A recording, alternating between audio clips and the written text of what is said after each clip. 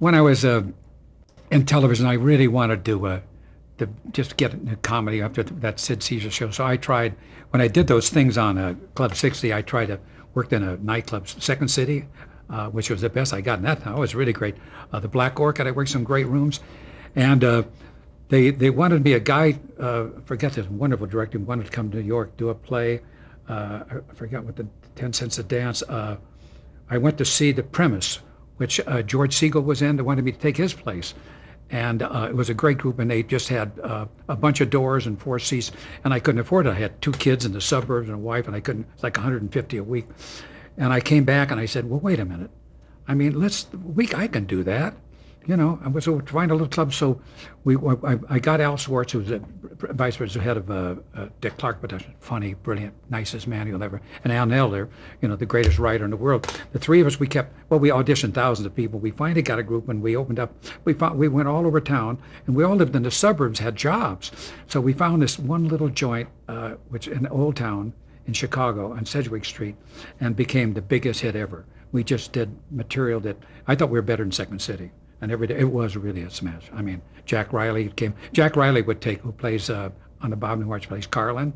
He would come in when Al couldn't make it, and I couldn't make it. He'd take my place, and it was really, really an incredible group. It was incredible. And then people came in and wanted to take us everywhere, but I had family and kids in a suburb, so I just couldn't jump around and do that, you know. And what made it all happen, the group was just, I mean, the stuff we did was just, man, so sophisticated, so charming. It was Lane Mike Nichols, what we were. That's what we were doing. In fact, we did that at Beverly Hills at the Little Club, Ann and I. It was, I mean, we're nobody as good as they are, but we did that kind of stuff. But that was in 1960.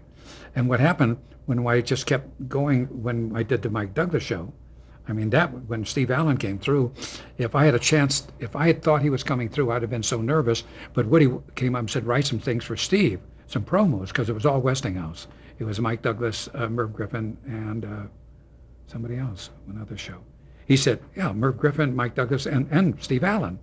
And he said, write some stuff. I wrote some stuff for Steve, and he flipped out. He was crying. I didn't think about it was time. He was following me with laughter on the street. He was really falling down, laughing so hard. And the greatest moment, other than marrying my wife and meeting her, the greatest moment, I was out there on the street, and Steve was leaving, and he was talking to Chet Collier, the president of all 3 of Westinghouse, and somebody said, go and say goodbye to him. I said, can't. His wife was downstairs. Jane was downstairs. And I said, I can't. I went upstairs, I was walking away, and he said, oh, Bill. Now, when you hear Steve Allen say, oh, Bill, he said, we're just talking about you.